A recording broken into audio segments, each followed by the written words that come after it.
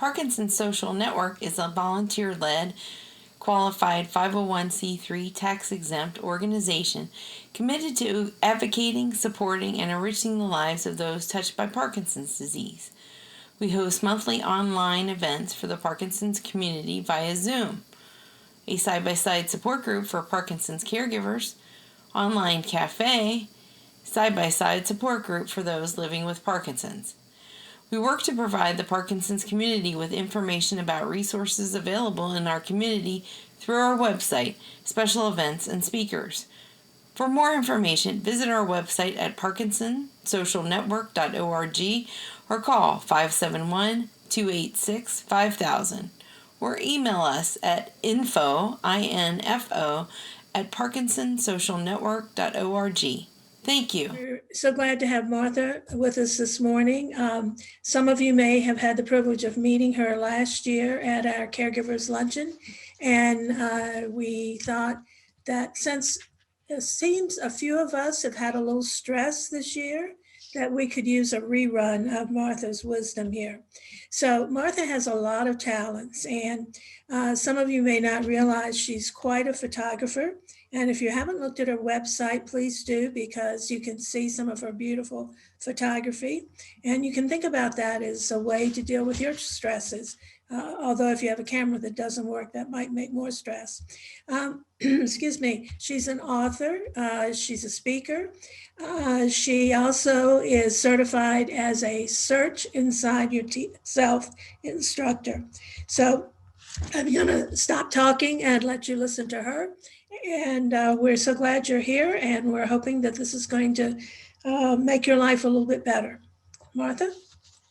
Thank you, Ruth Ann. I am delighted to be here. I'm going to go ahead and share my screen here, and we will dive right in. So is that coming through okay? Okay. Yes, it is. Excellent, excellent. So thank you again, Ruth Ann, and thank you for inviting me back. I so enjoyed connecting with the group, I guess about a year and a half ago. And so today I, I'm rejoining you with even more gratitude for the interactions that I've had with some of your members since first connecting with you, and having an opportunity through this invite actually to really be even more convinced of the benefits of mindfulness practice for people living with Parkinson's, both those with the disease and their caregivers. So I know that you've had some introduction to this through my conversations with Ruth Ann. I know, she's mentioned the Davis Phinney Foundation research on this, and I think you had a previous speaker perhaps touch on some of the benefits. So today my intention is to really step into some of the actual hands-on practices that that you can really pull out of your pocket when you need to.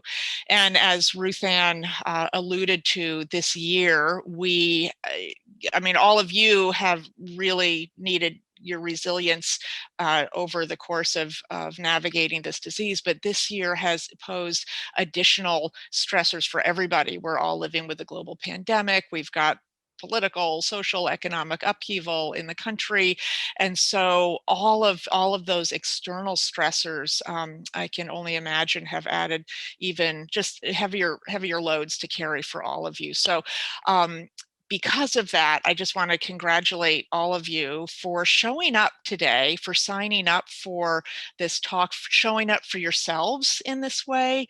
And I invite you to really make the most of your investment in this time.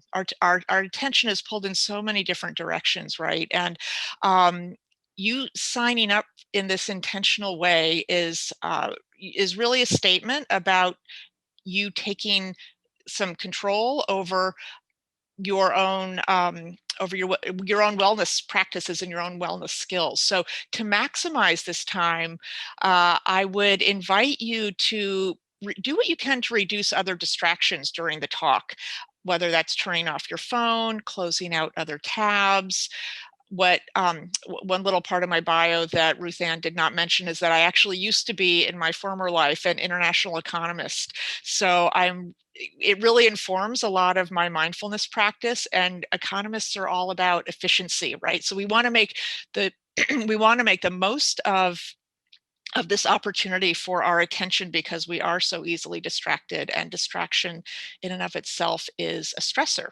Okay, so with all of that in mind, I would like to invite you to just take a moment with me to just arrive. A lot of times when we join a meeting or come into a new situation, we're still thinking about what we left behind, or we might be thinking about what we need to do after the event. We're going to bring all of our bodies and minds into the same space right now, okay, through this little very brief open awareness meditation. And maybe you've meditated before, maybe you haven't, but just to just to invite you to take a couple of moments, just wherever you're sitting, feel, just get in a comfortable, just sense into how your body is feeling, whatever degree of sensation or lack of sensation. And it can be helpful to start with just a few deeper in breaths and full out breaths. If you're comfortable closing your eyes, you can, or you can just look down with a gentle gaze in front of you, just to reduce distractions a little bit. And just take a moment to feel the breath coming in and moving out in its natural rhythm. Hearing any sounds that may be reaching you in your environment. Just noticing if the mind feels active and busy, or calm or relaxed. Just resting in this moment, knowing that you don't have anywhere else to go right now, nothing to do or accomplish right now other than just being here. Even taking yourself off the hook for feeling like you need to do anything special in this practice period. And just being with whatever is here right now. Bringing a sense of curiosity and kindness to anything that arises in the body, in the breath, the sounds, or the thoughts. And seeing if you can invite in a sense of just resting in what is in this moment. And when you're ready, just opening your eyes if they were closed, and coming back into the space in front of you. Taking a moment to notice how that experience felt for you.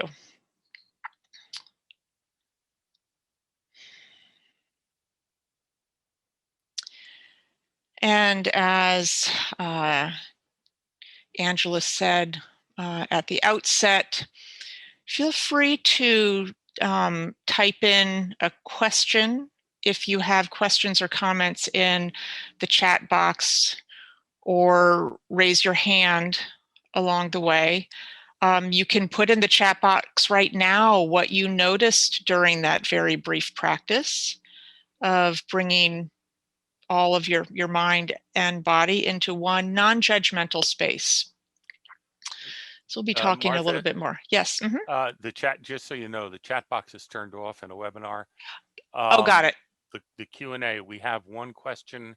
Okay. Or Alexandra has raised her hand. Okay. Let me allow her to talk. Yes. Alexandra, go ahead. Please unmute yourself.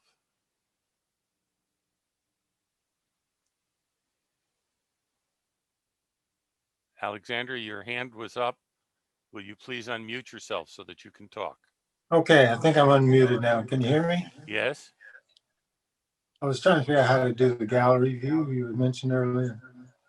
In the upper right-hand corner, Okay. you don't want gallery view, you want speaker view. Speaker view. Yeah. Okay. All right, we'll. Yep. All right, now we've muted and cleared his raised hand. Okay. So you can move on. Okay. All right. Very good. So we are all arrived. We are all together in the room now. And now I'm just going to ask you, take a look at this picture and tell me whether, or just reflect on whether you might be able to relate to kind of the energy in this picture. I gave this picture was actually drawn of me maybe 15 years ago or so, maybe a little longer, by the instructor of a parenting class when I went, because I could not figure out why my kids would not stop fighting with each other. And the instructor drew this picture of me and she said, "This is you. And those zigzags are the negative energy that you are spewing into your environment. And it's contagious." And I felt like I had been kicked in the stomach in that moment. I recognized that I was the source of a lot of the stress in my house. I didn't have any idea how to erase those zigzags. And unfortunately took breast cancer back in 2009 to force this reset. That's when I stumbled into mindfulness quite by accident, and was the story behind the book that I wrote, Blooming into Mindfulness. So that's all one part of that story. But also in a recent talk that I gave, somebody pointed out, because I use this image in most of my talks, somebody pointed out that those zigzags can be interpreted as moving in both directions. So in 2020, those negative energy vibes are coming right at us, right? So it's contagious in both directions. So we are all navigating this stressful, negative, uncertain energy, and especially in this pandemic environment. And they really represent, those zigzags represent drains on our resources, our capacity to move through life the way we want to, our capacity to keep our bodies and minds calm.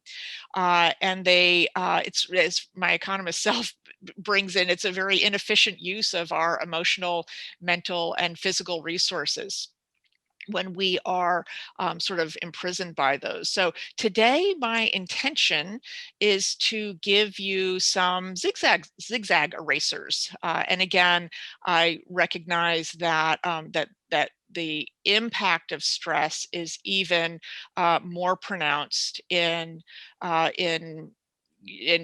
families dealing with Parkinson's disease. So we will, throughout this, we're going to start with some definitions so that we're all working on the same page.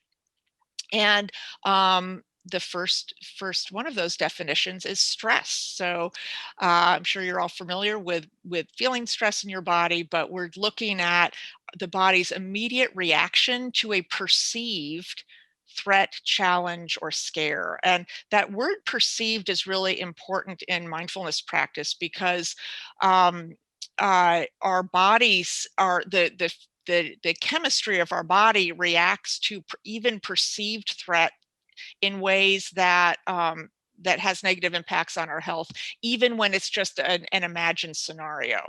So what mindfulness helps us do, as we'll talk more about it, is to be able to really sense into the reality of the present moment. Is whatever is triggering my stress, is it actually really happening right now, or is it my thinking brain getting away with me? Resilience, which is what we're all working with building, and really has been so amplified, the need for it this year, is that ability to bounce back from challenging situations, and to effectively adapt to change and thrive. So we've all had to, this whole year has been a super challenging situation on top of the disease that all of you are navigating in one way or another. And not only bouncing back, but being able to adapt and change. So even this Zoom format, so we are all adapting. We all have already, strengthened our resilience in ways that by being able to adapt and learn. So mindfulness, again, is going to is a big helper in our resilience skills, and we'll talk more about that in a moment. So just a quick check-in on what is mindfulness. It's become more mainstream. I certainly was not the person who was the meditator, did incense, or did all of the hippie stuff. Before, I would have thought that meditators are not productive members of society. Like, who has time to go meditate? And what's this whole mindfulness thing? So I know now that this is just a set of skills. So the definition that I like to work with is that mindfulness means paying attention to what's happening in the present moment, in the mind, body, and external environment, with an attitude of curiosity and kindness. And sometimes you hear about the word non-judgment used as in mindfulness practices. That's can feel like a stretch for a lot of people. We can stay curious and kind in our inner narrative as we're doing these practices and as we move through life. A lot of people ask, what's the difference between mindfulness and meditation? And mindfulness is this state of present moment awareness where we're not caught up in the past, thinking about the past, and we're not spinning out on imagined future scenarios. And meditation is a family of practices that train different mental capacities. So there are lots of different types of meditation. And in mindfulness meditation, we are training two specific mental capacities, those of attention and awareness. So we have different types of attention. We have different types of, of awareness of can pay attention to attention itself. And so we have different techniques, different meditation techniques and practices within mindfulness meditation that we work on to cultivate those capacities. So here we have, if I could see you all, I'd have you raise your hands and say, do we have any dog people in the audience? This is our family member, Apollo, and he's got his squirrel. He has his squirrel right up that tree, and his full attention is focused there, right? He is not thinking about all the squirrels that he hasn't caught in the past, and he's not thinking about the squirrels that are going to cross his path tomorrow. He's got just he's right there in the moment. And by the way, Apollo has never caught a squirrel in his life. It doesn't matter. He's just fully focused. So Apollo's practicing squirrel mindfulness in this moment. And because the squirrel is his anchor of attention. And we're going to be doing some practices that will not involve a squirrel, but will be involving our own anchor points for our attention. So just a quick break here. This is a neuron in your brain, and I could go on for hours about all of the brain science behind what we now know about the neuroscience behind why mindfulness practices lead to these, what the research has stabilized around findings that regular mindfulness meditation practice leads to actual structural and functional changes in the brain that lead to better focus, increased self-awareness, and a greater sense of well-being. Also, self-awareness, yes, but what I meant to say was greater emotional control. So when you notice that you've been activated by something, that you're better able to calm yourself and stop yourself from an automatic, knee-jerk response to things. So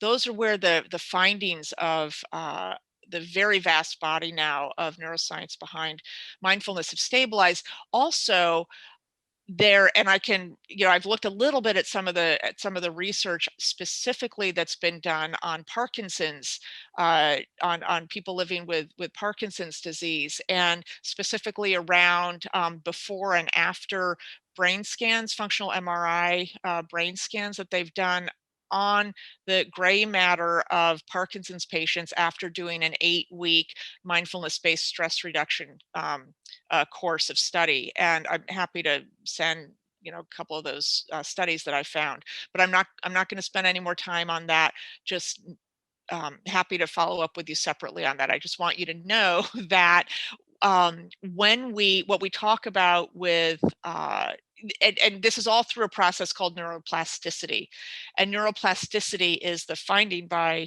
neuroscience that what we think, do, and pay attention to changes that structure and function of the brain. So when we are practicing our attention through, we're going to choose, and I'm going to walk you through this in this next practice. We're going to use our breath as the anchor of our attention in this breath awareness focused attention training practice. So what's important to know here, remember here, is that everybody's mind wanders. It's the way our human brains are wired. And a lot of people say, I can't meditate because I can't clear my head of thinking. And that is not what our objective here is in breath awareness practice. We are simply observing the coming and going of thoughts. And when we notice we've been distracted, because we will be distracted, even experienced meditators, we will, sooner or later, there will be a distraction that pulls us into thinking, or a feeling or a physical experience in our body. As soon as we notice, we are right back in the present. We're right back with the breath, and we've done, it's like a bicep curl for the brain. So we get, and one of the little sayings we have is that neurons that fire together wire together. So each time we notice, it's like those neurons firing together. Okay, I'm right back in the present moment. Okay, so we're going to take the judgment out of it. We're going to maintain that kind and curious attention. Okay, so just like we did in that little opening practice for open awareness, I'm going to invite you to just settle into your seats, just right where you're sitting. You don't have to sit in a special way. You don't need to be in a lotus position. You can do these practices standing up. You can do this lying down. We're going to try to maximize our alert wakefulness stance. So sitting up is I guess preferable for where we are right now in this practice. And you may, can help to have the feet on the floor, your hands just resting gently on your thighs. If you can keep your eyes open with that soft gaze and downward gaze, or you can close your eyes if you're comfortable with that. If at any time it feels uncomfortable for you to have your eyes closed, just feel free to open them again. Okay. And just allowing the spine to lift and the shoulders to relax. And when we settle in to our meditation practice, it's helpful to begin with connecting to our intention for our practice. You might want to develop healthier ways to relate to stress. You may want to develop better focus. You may want to be doing just healthy exercise for your brain, which is just like doing physical exercise for the body. You may want to show up at your best for your loved ones in your family. So whatever it is, doesn't matter. You just may be curious. That's okay too. So just bringing a little bit of intention setting in. And we're going to just practice this focused attention now, in which we're just going to settle our attention on an anchor point or an object for our attention. And in this practice, we often use the breath. I'm going to use the breath right now. You can also, if the breath feels uncomfortable for you to focus on, you can focus on a sound in your environment. Or you can focus on the feel of your hips on the chair. Or you can focus on the feel of your hands resting on your legs. So whatever sensory experience you can tap into, choose one that feels comfortable for you. The only requirement is that the anchor should not be difficult to detect. So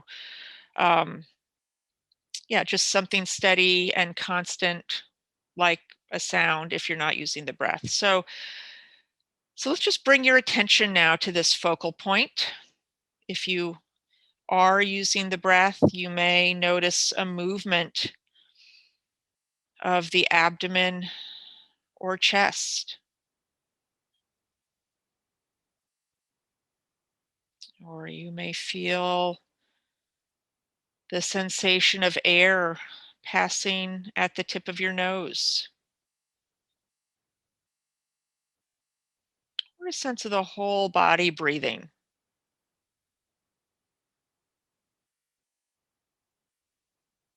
If you're using sound or sensation, you may notice the textures of that sound,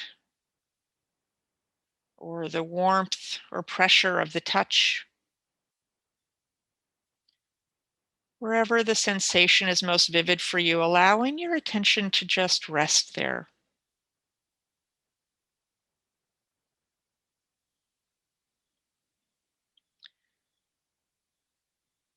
And for the rest of this practice, think of this sensation or this sound as the stabilizer of your attention. Whenever you notice your mind has wandered, just bring it back to this focal point.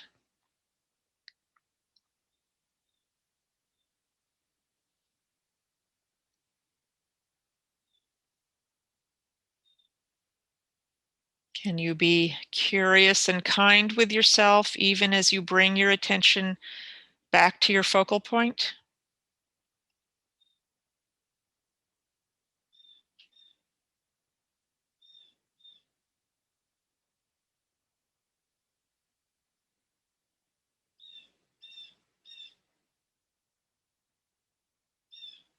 And if the attention wanders, as soon as you notice, just simply return to this awareness, gently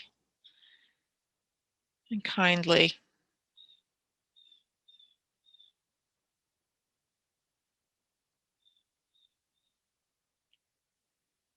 Thoughts will be coming, thoughts will be going. We're not trying to push anything away or chase after anything. If attention wanders, just simply returning right here and right now.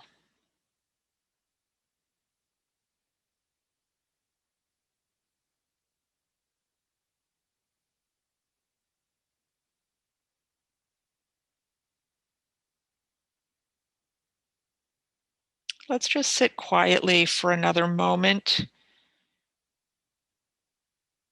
making just the right amount of effort to settle attention on this breath or this sound or this sensation.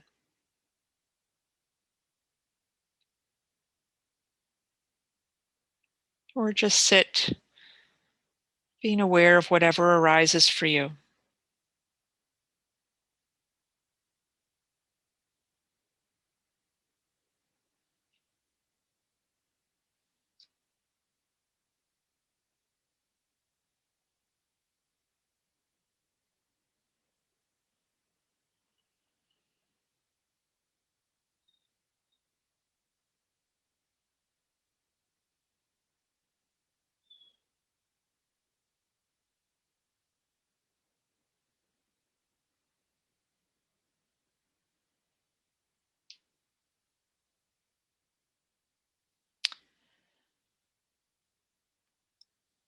And I'm going to ring a bell here in a few seconds.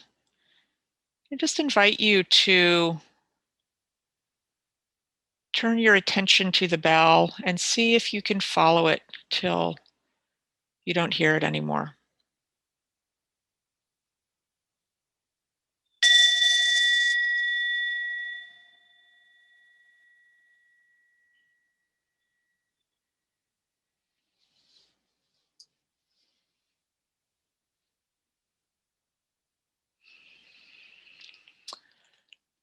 And then in your own time, returning your attention to the front, to our shared space here. And I'd love to hear how that practice went for people. What did you notice? And happy to take a couple of questions at this stage. Hey, Martha, as folks kind of come back and post their comments or raise their hands, I have a question for you. Can you, for some of us, it may be hard to stay in the meditation, you know, we might pop out and what would you suggest if, you know, say the cell phone rings while you're doing the meditation or your home phone rings? How would you suggest folks kind of come back to the meditation? Yeah, that's a great question, Angela. So, so that first piece of that is just maintaining that kind and gentle inner narrative with yourself, noticing when the distraction happens, noticing that, oh, the phone is ringing, and then remembering what your intention was. My intention right now for this dedicated practice is to focus on, to stay with my breath, or to stay with the sounds in my environment. You can make the phone ringing part of your practice. Just staying curious with all the sounds in the environment, and notice as deeply as you can move into the curiosity of the distraction. Notice the physical feel of, like, when the phone rings. Notice what happens in your body when the phone rings. There will be a stress response in your body, possibly, when the phone rings, and just bring in the, oh, isn't that interesting that that happens? Really, it's just the sound of the phone ringing. But my thinking brain is going to take me into, I must answer that phone right now because it's surely a life or death situation. Our thinking brain is trying to, protect us that way, and just bringing the curiosity back, and then redirecting gently to when you recognize you've been distracted, and just redirecting and knowing that you're doing the bicep curl. So I think of a very distracted meditation as being like a high intensity workout at the gym. Right. And I think you said it in your comments, but to be kind to yourself, what do you mean, just not to be critical? Is that what you Yes, mean? I mean, not to be critical. I mean, notice how our inner narrative is like, you are such a loser. You cannot even stay focused for even 2.5 seconds. And everybody else in this room is for sure able to just stay focused much longer than you. We talk to ourselves in ways that we would never talk to a close friend or a loved one. For most of us, we move immediately into that inner critic, that negativity bias dialogue with ourselves, and intentionally saying, instead of, you can't even focus for very long, say, yay, you, high five for noticing that you have been distracted. And even more so, even before that, yay, you, for just sitting down and trying right now, sitting down for your practice, showing up for the meditation, showing up for the intentional practice is the win. So that's being kind to yourself, is noticing what is a productive thought and noticing what is an unproductive thought. Great. Thank you very much for answering. Martha, this is Ruth Ann. Yep. I think too, one of the things that I have found, and the phone that Angela uses is a good example, since my phone had rang while we were doing that in the other room. And I didn't think ahead of time to turn the volume down because it was the landline. But I think that more and more, if we can develop that skill of this is my time and I don't have to worry about what else is going on. And that overall is going to make us feel better about ourselves. And it sounds silly. And the first time I heard you say it, I thought, oh, she's got to be kidding. But it's an acquired skill. And I think just like some foods are an acquired taste, it is something you need to acquire, that you're not saying the world can go to hell, but you're saying this is my time. Yes, yes, yes. The reality is this is a few minutes where we are choosing to sit still. And it's a trainable skill, just like Ruth Ann said. It is a trainable skill. Our minds and bodies become used to, if we can do it, especially at the same time of day. That's why I really like the early morning start with it. We can, some of our practices help us relax at night, and that's one use for it. But when we can, if we set the intention that we want to cultivate this habit and these benefits, my personal practice is to do it very first thing in the morning before the rest of the day's distractions intervene. And if you're doing it first thing in the morning, your phone is less likely to ring, and you're less likely to have some of those distractions. But we do need to be intentional, as like turn your phone off, put a sign up if you need to, like busy, meditating, whatever. So setting yourself up for success with as few distractions as possible, especially at the beginning when it's a lot harder to maintain that focus. So. And as caregivers, we often think we don't have 1 minute, much less 5 minutes. And I laughed when I was talking with someone, and she said to me, well, nobody ever tells you you can't go to the bathroom. Everybody understands that's something that happens. She said, they don't have to know that's why you're going in the bathroom. So true. I love that. That is so true. I meditated in my bathroom for many years before my son went to college and I took over his room. So yeah, I love that. Martha, we do have two folks who have comments or questions. So the first one is coming in from Alexandra Katayan. I hope I'm saying that right. I think it's a gentleman who's actually online. So I'm going to unmute you, allow you to talk, and then go ahead and ask your question.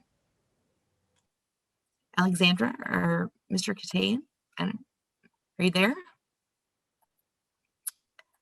Okay. I think I unmuted you. Let's see. Let's make sure. Are you there, sir? You raised your hand. I'm going to give you one more chance. Okay, well, I'll put you on hold. Sorry about that, Martha. We can come back. Yeah, we can come back to them. Yep. And then we have Wendy Pickett wrote a comment. She says that I have started a new practice on my own over the past 2 months where I take a few quiet moments every morning before I help my husband get up. I sometimes just sit quietly and let my thoughts just come and go. And I also just concentrate on my breathing. It has really helped me start all my days in a calmer state, and I think has helped me be more patient as a caregiver. My heart is singing hearing that comment, because that's it. That is your intentional practice. And so you are getting that's a mindfulness practice.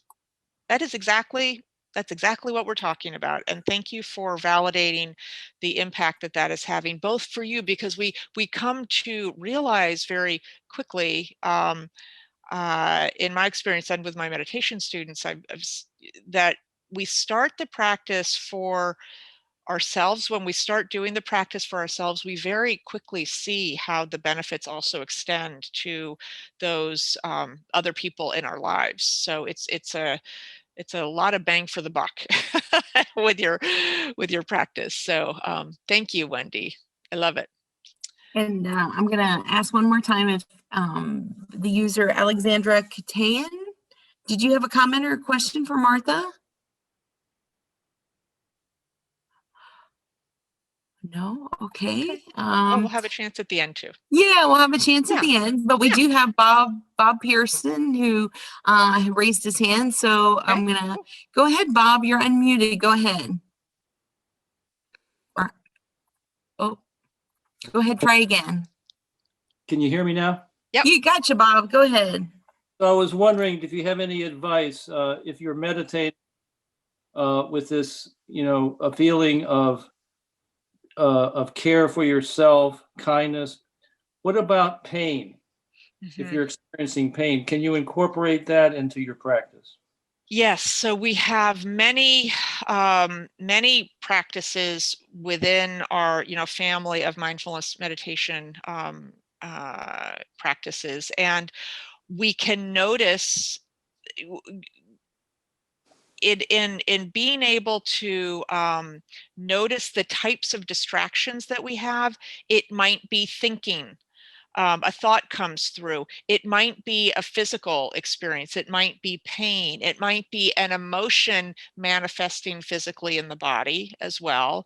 And when we are able to notice that distraction, that awareness in the body, allow it to be as it is. We're not trying to push it away, and we're not trying to resist it. This capacity of allowing it to be as it is, a lot of times we'll notice once our body knows that we've heard it, sometimes, I'm not saying always, there can be a slight lessening in the intensity, or it can be all sorts of different responses. But just like thoughts and just like emotions, which are temporary experiences in the body, and physical pain as well, it changes. It's not a constant all the time. And when we can bring our attention training to the experience of pain, we can notice that sometimes it's there, and we can notice when it's not there as well.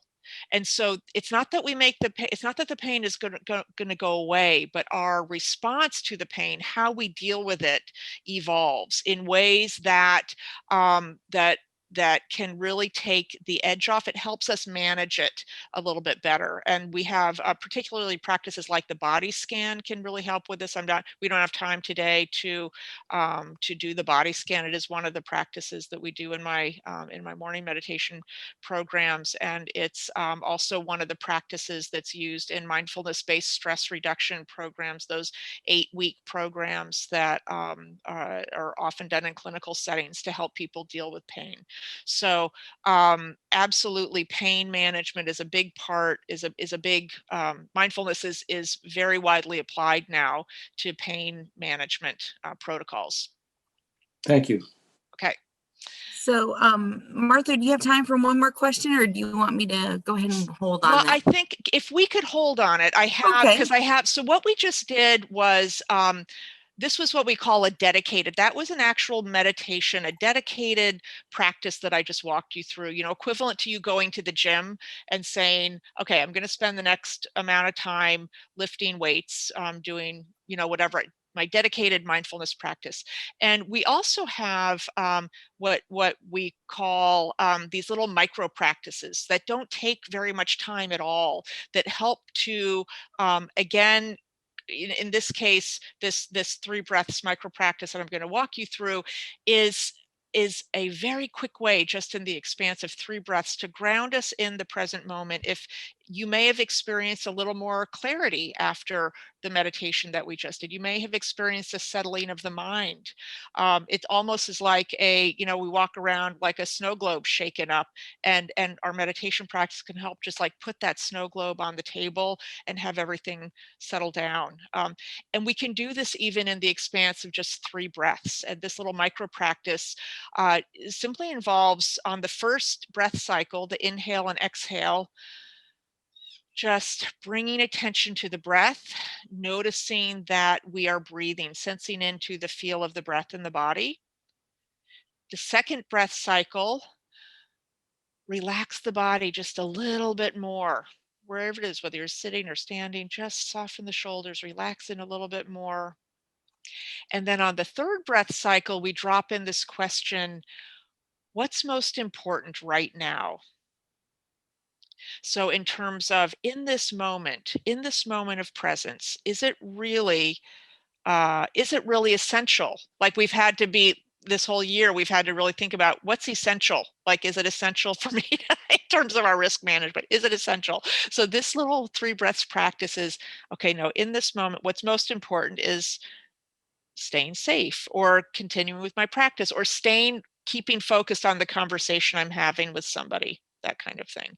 So this is just one of those little 3 breaths practices. And I think that you said that you were recording this and going to be sharing it with people. If people want to send me an email at martha@damselwings.com, I'm happy to send you, just a little printout with this if you'd like, or a little reminder of this. So that's our 3 breaths focused attention micro practice.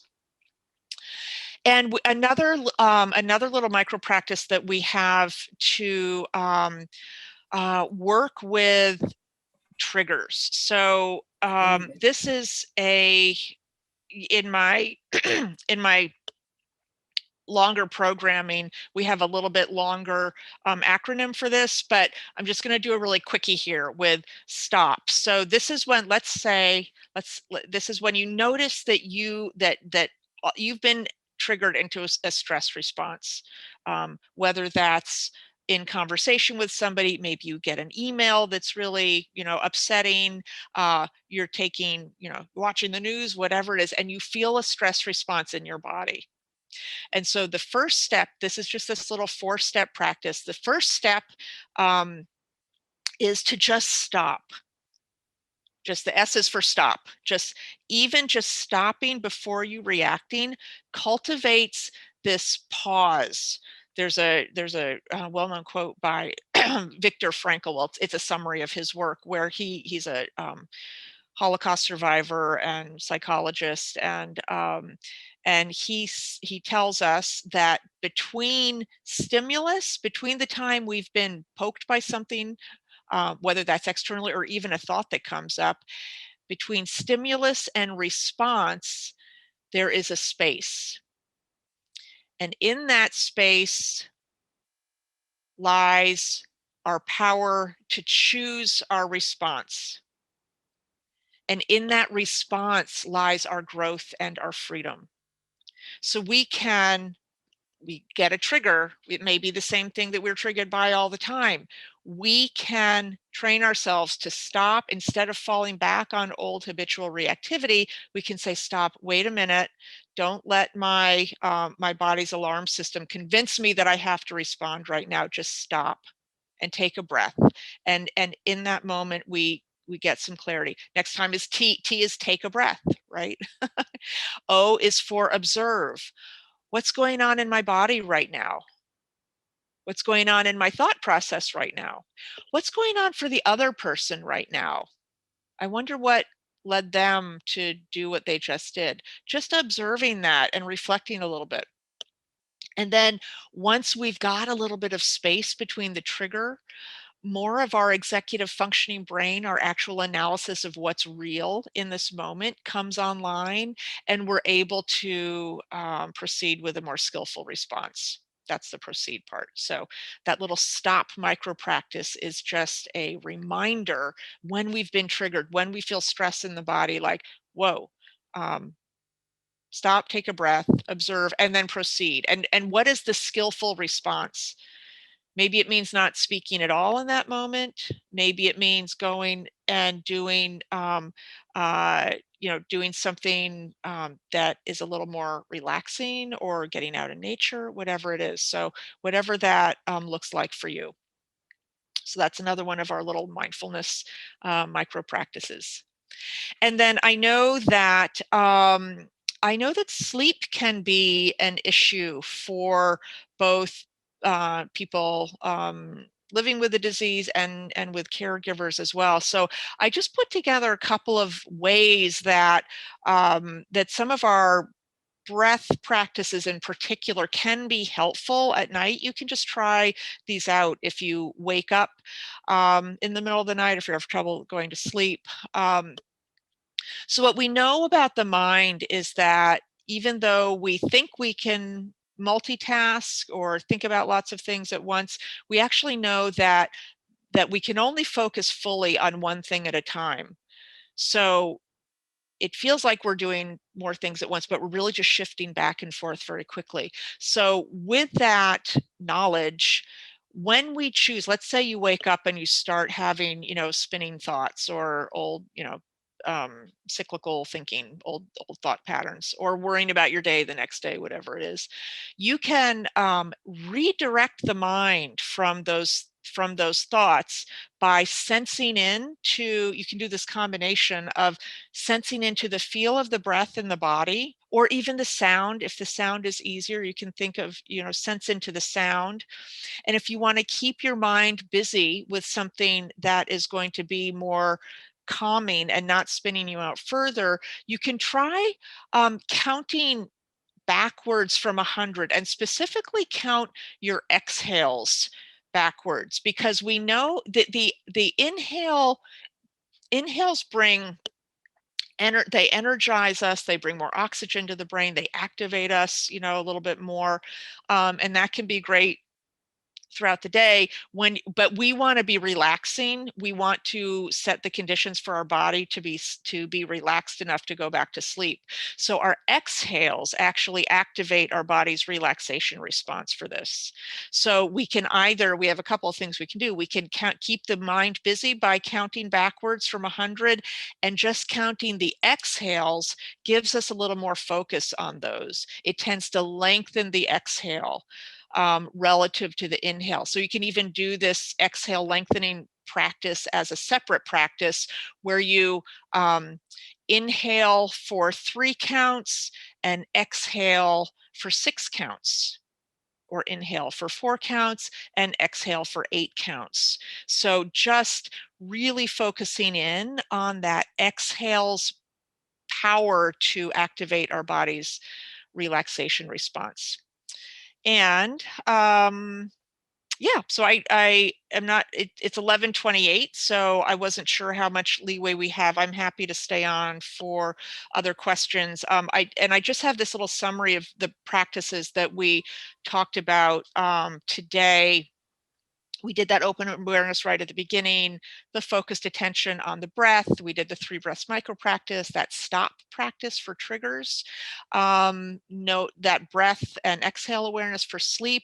We didn't talk about gratitude practice today, but bringing in gratitude into our experience is another very official form of mindfulness practice. Checking in the present moment. Yes, life can be challenging. Yes, we have we're dealing with a lot of stuff. And somewhere in there, as long as we are breathing, as John Kabat-Zinn, who founded mindfulness-based stress reduction, as long as we're breathing, there is more right with us than wrong with us. And we can cultivate this skill of gratitude as another very important piece in our resilience practice. We can do that through journaling. We can do that through self-reflection, and even some formal meditation around that. So, and then we talked a little bit about that self-compassion practice in terms of that inner narrative, and we have other ways to develop that in more formal ways as well. So that is the content that we got through today. And again, I am happy to stay on the line. I don't know if your 11:30 was a hard deadline or not. Martha, but no, it's not. We great. leave your slide up and shared because it has your email address Yeah. and the website. Angela has one question that somebody mailed in. Yeah, Yeah, great. I do, David. This came from Lillian. As a caregiver, I see how the disease progresses and hinders her husband of things he wants to do but can't anymore. This naturally makes her feel sad. I try to focus on what he can still do. How do you transcend that sadness? Well, first of all, we're not trying to push emotions away. Sadness, anger, fear, happiness, joy, the whole range of emotions are part of our human experience. It's what makes us human. So, and we also know that there has never been an emotion that is permanent. So when we have a challenging emotional response to something in our lives, the first step is acknowledging that I feel sad. This is what sadness feels like in my body. And then moving into that self-compassion practice of recognizing that this is hard and it's okay to feel sad. And it's perfectly natural to feel sad. And it's part of our common humanity to feel sad. And first off, asking yourself, what is it that you need right now? Talking to yourself in that same voice that you would use with a friend. And maybe even bringing in some, putting your hand on your chest or on your face even, sorry, there's my microphone, or on your face, and that activates an oxytocin response. It's that love and nurturing hormone that we have. So settling the body in this way, in response to our sadness, or this works with anxiety and any challenging emotion, this can calm our body's response. And the more we resist or put a negative spin on something, the more intense it becomes in our body. So simply first just being with it. And then when you give yourself some time, a little bit of space to be with it and acknowledge it and accept it, it's part of our acceptance practice. Next stage of our acceptance practice is moving into a little bit of a reframing. Yes, he can't do these things anymore. And yes, he is still here and can do these things, and so just shifting the attention, remembering that there are, some positives that we can look for in the situation, to into that reframing in our acceptance practice. I don't know if that helps at all, Lillian, but and then really noticing the temporary nature of these feeling, sadness is going to come and go, and then really just celebrating where we can as well too. So that ability to move into that gratitude practice, as I was saying before, really grounds us in our resilience practice and helps us to adapt to change with that reframing. All right, we have one more person who's raised their hand. I'm going to allow Alexandra Catane to speak. Please unmute your microphone and ask your question. Hi. First, I just want to raise my hand in the first instance just to say that was a really great meditation. And you mentioned the morning program. And I wonder if you're on Dharma Seed, because I'd really like to hear more of your guided meditations. That was really nice. Sorry, did you ask if I was on Dharma Seed? Right. Or you mentioned a morning program. Right. Yes. So I have, if I do various times a year, I have a couple of different morning programs that I do individually. I'm in the middle. today actually was day 20 of my 30-day mindfulness meditation challenge. And that's a really deep dive. We do 30 days. We start at 7 in the morning. And along with the guided meditations, I take people through 5 different meditation techniques. It's kind of like, I call it circuit training for your brain, because they all work different types of attention and different types of awareness. And so that's, the program is from 7 to 7:30 in the morning. We do about a 10-minute guided meditation, and then we have Q&A until 7:30. So that program is in process. I also have another 15-day program starting on November 9th. I'm calling it my election recovery program.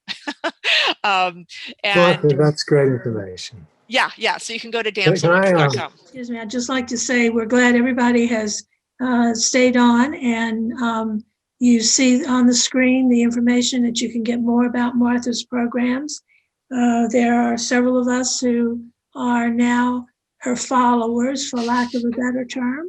And With me on the path. You're not following. We are I'll tell all you, those last few ones, the three breath one, you'd be surprised once you start doing that, how often that helps. So Arlene, did you have anything you wanted to add today? Let's see, I've got to unmute. Arlene, you were on mute. There we go.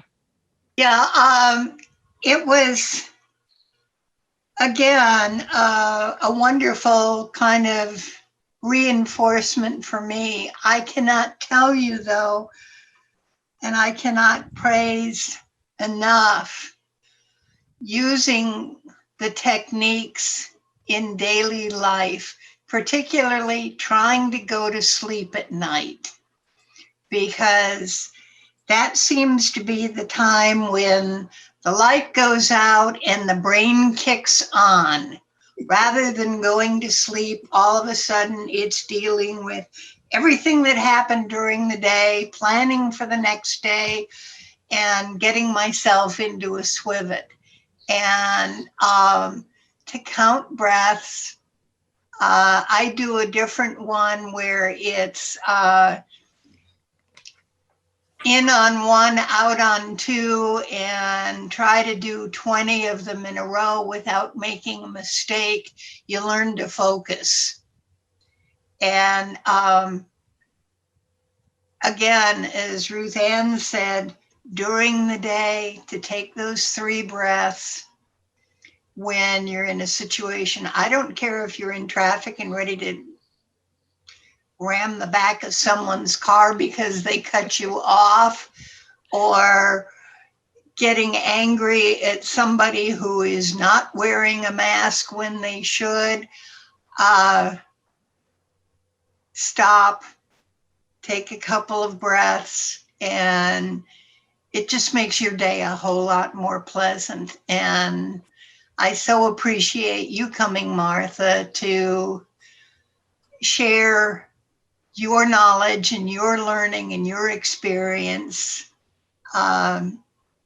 repeatedly with me and with Ruth Ann and a couple of the other people in the group, but to let the rest of our group know that it's not a bunch of woo-woo stuff, that it's something that you can very easily incorporate into your life at the darndest times. So thank you. Thank you, Arlene. I just want to piggyback on that, because what a beautiful testimonial. And piggyback on my style of teaching as well. For those of you who've done my programs, you know this about me. I am secular. I'm not a Buddhist. I attend Buddhist silent meditation retreats for my own deepening of my meditation practice each year. But that's so. Alexandra had asked about.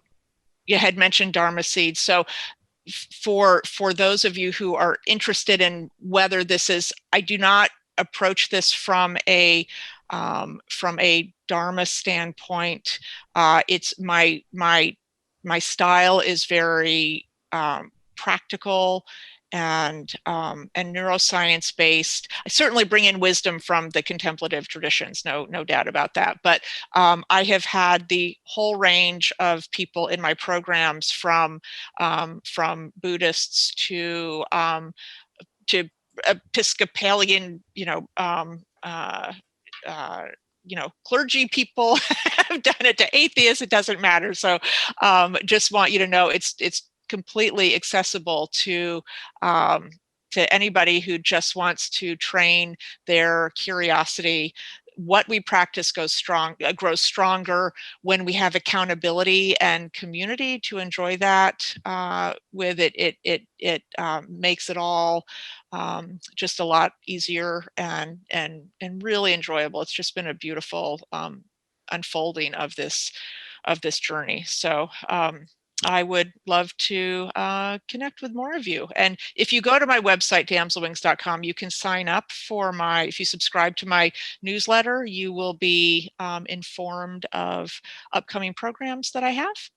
And yeah, and just shoot me an email if you have any other questions or reflections, anything at all. And Alexandra, I hope to connect with you. And Martha, Go ahead. go ahead.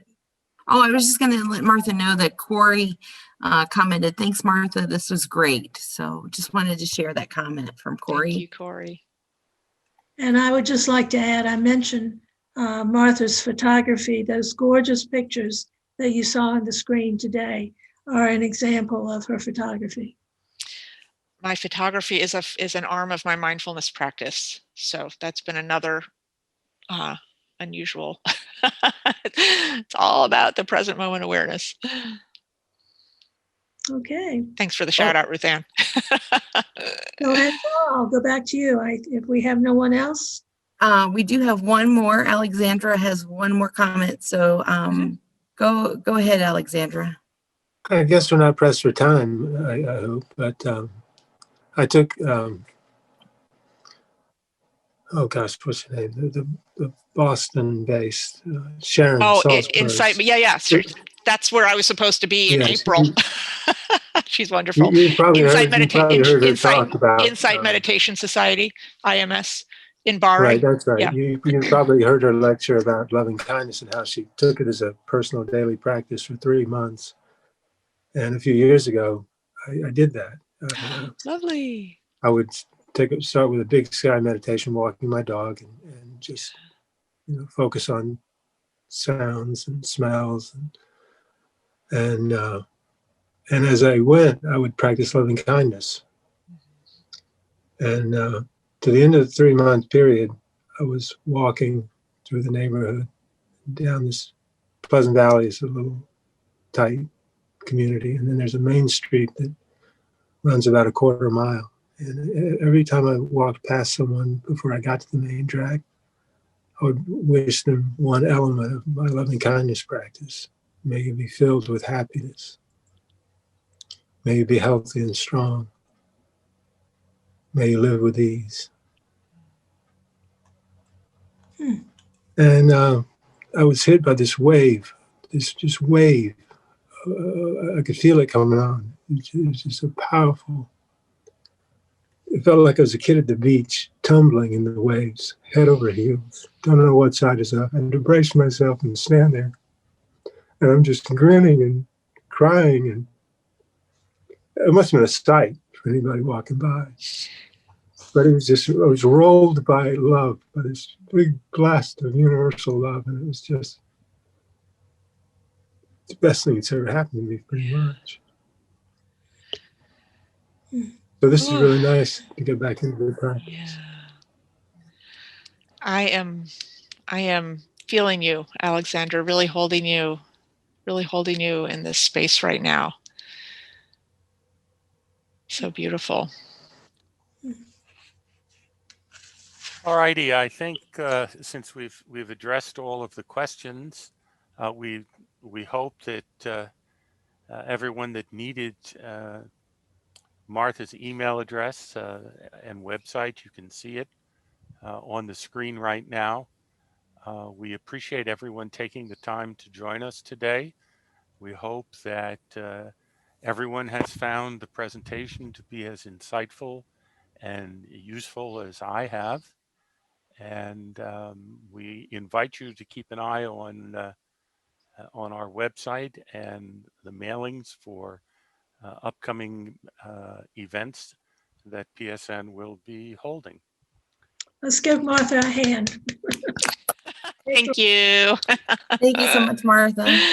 Thanks for inviting me. I'll just stop the share here. Yeah, thank you. That was really fun. This Parkinson Social Network program is made possible by the generous contributions from our donors. For more information, visit our website at parkinsonsocialnetwork.org.